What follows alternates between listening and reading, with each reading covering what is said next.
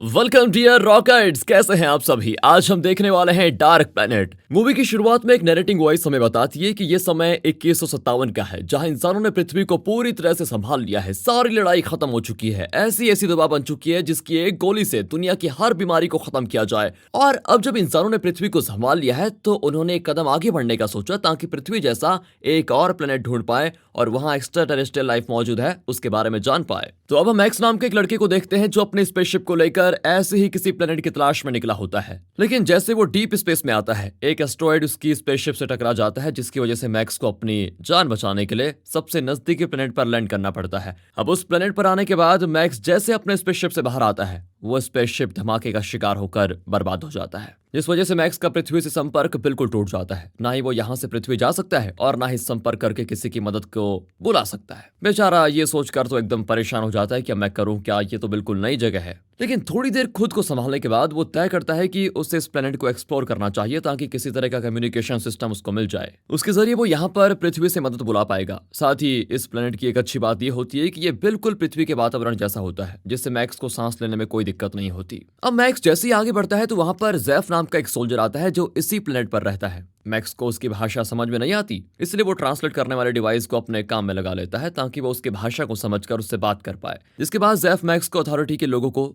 सौंप देता है, ताकि वो खुद इसे संभाल ले। फिर वो लोग मैक्स के सर पर किसी तरह का हेलमेट लगाकर उसकी सारी मेमोरीज को स्क्रीन पर देखने लग जाते हैं, ताकि मालूम कर पाए कि आखिर ये है कौन और कहां से आया है। अब सारे सोल्जर्स मैक्स को सिटी के कैपिटल में लेकर जाते हैं, जहां रास्ते से गुजरते हुए मैक्स को इस प्लेनेट पर रहने वाले आम लोग भी दिखाई देते हैं, जो खाने पीने की चीजों के लिए एक दूसरे से लड़ रहे होते हैं। आसपास का पूरा माहौल देखकर ऐसा प्रतीत होता है कि यहाँ के लोग आजादी के लिए लड़ रहे हैं। तभी आगे बढ़ते हुए मैक्स की नजर एक टावर पर पड़ती है। इस टावर को लेकर यहाँ के लोगों का मानना यह है कि ये उन्हें दुश्मनों से बचाता है। लेकिन तभी अचानक से वो टावर विस्फोट हो जाता है, जिसका मलबा मैक्स और उसके साथ ही जितने भी लोग मौजूद होते हैं उन पर ही गिर जाता है। इसमें कई लोग मारे जाते हैं, लेकिन जिस टैंक में मैक्स मौजूद था उसमें जेम्स नाम का एक सोल्जर भी शामिल होता है। इसलिए मैक्स जैसे तैसे उस टैंक से बाहर निकलकर दूर आ जाता है, जिससे दोनों की जान बच जाती है। तब जेम्स मैक्स को बताता है कि क्या हमारे दुश्मनों को काम है, वो हमेशा इस टावर को बर्बाद करना चाहते थे, जिसमें आज वो कामयाब भी हो गए हैं। अब पता नहीं उनका अगला कदम क्या होगा। अब ये सुनकर मैक्स भी हैरान हो जाता है कि यहाँ भी लड़ाई ये कहीं भी खत्म नहीं होती। मतलब दूसरी तरफ स्पेशल रिसर्च डिपार्टमेंट का हेड, जिसका नाम नॉमेड है, वो अपने एक साथी फ्रैंक से कहता है कि मैक्स जहां भी है उसे तुरंत ढूंढकर मेरे पास लेकर आओ, मुझे शक है कि वो जासूस हो सकता है। इस पर फिर फ्रैंक मान जाता है और वहां से मैक्स को ढूंढने के लिए निकल पड़ता है। तो वहीं हम डेविड नाम के एक आदमी को भी देखते हैं, वो भी अपने साथी से मैक्स के बारे में जितना हो सके उतनी जानकारी निकालने के लिए कहता है। इधर फ्रैंक जैसे मैक्स को नॉमेड के पास लेकर जा रहा होता है, तभी उसको सीजर अटैक आता है और इसकी वजह से उसकी गाड़ी दुर्घटनाग्रस्त हो जाती है। फिर इस घटना के बाद वहां लोगों की भीड़ जमा हो जाती है और इस मौके का फायदा उठाकर मैक्स वहां से तुरंत भाग निकलता है और पूरी सिटी को एक्सप्लोर करना शुरू कर देता है। वहां से मैक्स एक क्लब में जाता है, जहां उसकी मुलाकात राडा नाम की एक लड़की से होती है, जो कि असल में जेम्स की बहन है। वो दोनों आपस में बात करने लग जाते हैं, जहां मैक्स उसे अपने बारे में बताता है। लेकिन तब उसकी बहस वहीं पर बैठे दूसरे आदमी से हो जाती है। वो आदमी अभी तो मैक्स को कुछ नहीं करता, लेकिन जब मैक्स राडा के साथ क्लब से बाहर आता है तो वहां वो अपने गुंडों को लेकर आ जाता है, जो मैक्स को मारने के इरादे से वहां पर आए थे।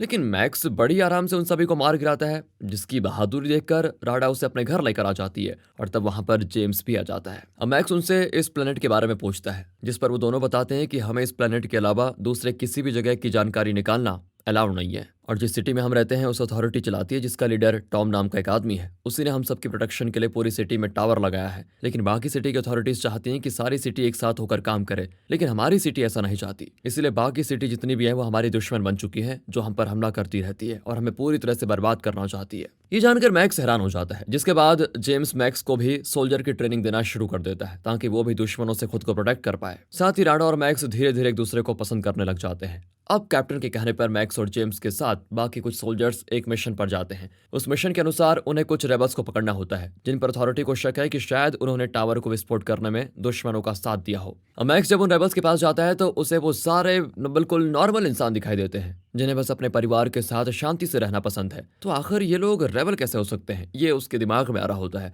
लेकिन तब भी उन्हें पकड़कर अथॉरिटी के पास सौंप दिया जाता है, जहां उन्हें बहुत बुरे तरीके से मारकर ये पूछा जाता है कि क्या तुमने उस टावर को उड़ाने में दुश्मन की मदद की थी। जिस पर वो सारे लोग इतनी तकलीफ सहने के बाद भी इस बात को मानने से इनकार कर देते हैं कि उन्होंने टावर को गिराया है। अब मैक्स जेम्स से कहता है कि मुझे नहीं लगता कि रेबल्स बुरे हैं, वो आम इंसान ही तो हैं जिन पर हम जबरदस्ती अत्याचार कर रहे हैं। इसलिए अब मैं उन्हें अथॉरिटीज के लोगों से बचा कर ही रहूंगा, कुछ भी हो जाए। जेम्स उसे ऐसा करने से मना करता है, लेकिन मैक्स उसकी एक नहीं सुनता। और जब कैप्टन मैक्स को ऑर्डर देता है कि तुम्हें सारे रेबल्स को खत्म करना है, तो वो कैप्टन के कहने पर उन्हें उस जगह ले आ जाता है जहां उन्हें मारना था। लेकिन वहां आने के बाद वो चुपके से उन सभी रेबल्स को जंगल के रास्ते भगा भी देता है। और इस बारे में जब कैप्टन को पता चलता है तो वो गुस्से से आग बबूला हो जाता है। तब मैक्स उससे कहता है कि ये सारे रेबल्स नहीं बल्कि निर्दोष इंसान हैं जिन पर अत्याचार किया जा रहा है, इसलिए मैं उन्हें नहीं मार सकता। और तब ये सुनते ही कैप्टन मैक्स को शूट कर देता है, जिस चीज को देखकर जेम्स भी घबरा जाता है और उसकी मदद करने की कोशिश करता है। लेकिन कैप्टन जबरदस्ती उसको वहां से लेकर जाता है। अब कुछ समय के बाद मैक्स की आंख रेबल्स के बेस पर खुलती है जिन्होंने मैक्स को बचाकर उसका इलाज किया होता है। वो सारे लोग मैक्स को अथॉरिटी की सच्चाई बताते हैं कि अथॉरिटी के सारे लोगों ने पूरे शहर के लोगों को अपने कंट्रोल में ले रखा है, और तुमने जिस टावर को देखा था वही टावर जो सिटी के लोगों को दुश्मनों से बचाता है, वो असल में हमें दुश्मनों से बचाता नहीं बल्कि ऐसी रेडिएशन छोड़ता है जिससे सारे लोग रेडिएशन के कंट्रोल में आ जाते हैं।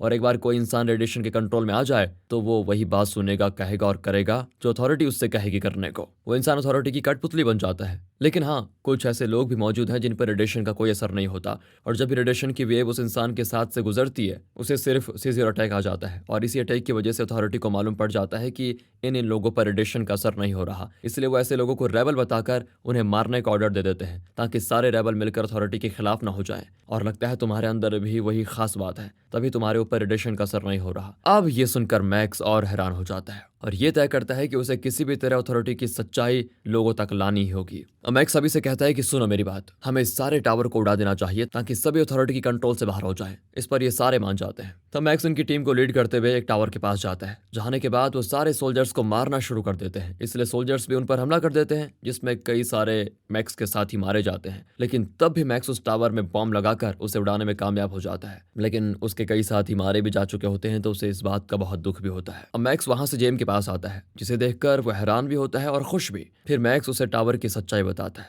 लेकिन जेम्स को इस बात पर पूरा भरोसा नहीं होता कि अथॉरिटी ऐसा कर सकती है। उसे ये यकीन होता ही नहीं कि ये टावर उनकी रक्षा नहीं बल्कि उन्हें कठपुतली बनाने में मदद कर रहा है। वो इसीलिए क्योंकि जेम्स ने अपना पूरा बचपन यहीं पर गुजारा है। लेकिन इसी बीच वहां पर सोल्जर्स आ जाते हैं और उन पर हमला कर देते हैं, जो यहाँ पर उन्हें पकड़ने के इरादे से आए थे, क्योंकि सोल्जर्स को पता चल चुका था कि मैक्स को सच्चाई पता चल चुकी है और उसकी टीम भी है अब, और उसके साथ जेम्स और राडा भी शामिल है। मैक्स और बाकी अब उनसे लड़ने की कोशिश करते हैं, बट सोल्जर्स की तादाद बहुत ज्यादा हो जाती है जिस वजह से वो पकड़े जाते हैं। इसके बाद उन्हें जेल में बंद कर दिया जाता है जहां पर मैक्स के और भी साथी हैं। यहाँ आने के बाद मैक्स की मुलाकात जेफ से होती है जिसे भी रेबल होने की वजह से यहाँ बंद किया गया था। मैक्स उन सभी को बताता है कि हमें कैसे भी करके इस जेल से निकलना होगा ताकि हम सारे टावर को खत्म करके लोगों को अथॉरिटी के चंगुल से बचा पाएं, जिस पर वो सारे लोग मान जाते हैं। इसके बाद नॉर्मा डेविड के पास आकर कहता है, मैंने सुना है तुम किसी मैक्स नाम के इंसान की तलाश में हो, अगर वो तुम्हारे पास है तो उसे मुझे सौंप दो, मैं उसके बारे में तुम्हारे बॉस टॉम को बताना चाहता हूँ। लेकिन डेविड कहता है कि मैं मैक्स को नहीं जानता। साथ ही डेविड को भी सीजर अटैक आ जाता है। इसका मतलब साफ है कि वो भी रेबल में से एक है, लेकिन सारे लोगों से उसने अपनी पहचान छुपा के रखी हुई है।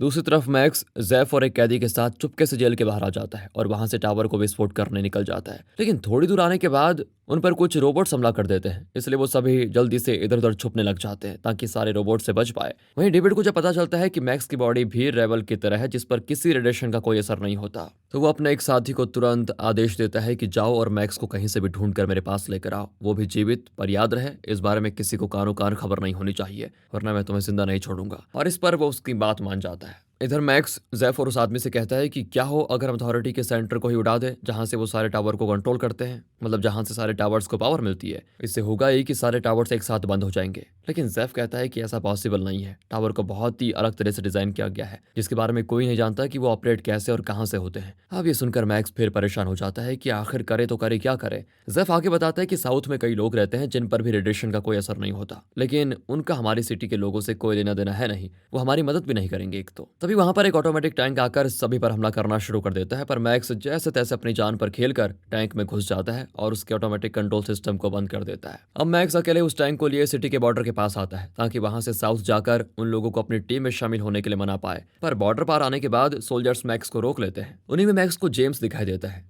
इसीलिए वो उसे अपने टैंक में डालकर सारे बैरिकेड्स तोड़कर बॉर्डर के बाहर आ जाता है, जहां रास्ते में वो फिर से जेम्स को ये यकीन दिलाने की कोशिश करता है कि सच में अथॉरिटी रेडिएशन से सभी लोगों को कंट्रोल में कर रही है। तब जाकर जेम्स को इस बात पर यकीन होता है क्योंकि बॉर्डर क्रॉस करने के बाद उस पर रेडिएशन का असर कम हो गया था, जिसकी वजह से वो एकदम गुस्सा हो जाता है कि आज तक हमारे साथ धोखा हुआ है, और वो भी ठान लेता है कि अब मैं अथॉरिटी को छोड़ूंगा नहीं। इस पर मैक्स उसे अपने प्लान के बारे में बताता है कि हम साउथ जा रहे हैं, वहां के लोगों से मदद मांगेंगे ताकि सारे टावर्स को खत्म कर पाए, जिस पर जेम्स भी उसकी इस चीज में मदद करने के लिए तैयार हो जाता है। है और इसी सीन के साथ ये मूवी यहाँ पर खत्म हो जाती है। लगता है इसके आगे की कहानी दूसरे पार्ट में आएगी, जल्दी आएगी दोस्तों। मिलते हैं अगली बेहतरीन मूवीज के साथ। अगर आपको ये वीडियो अच्छी लगी हो तो लाइक कीजिए, चैनल को सब्सक्राइब, ध्यान रखेगा अपना and finally thanks for watching.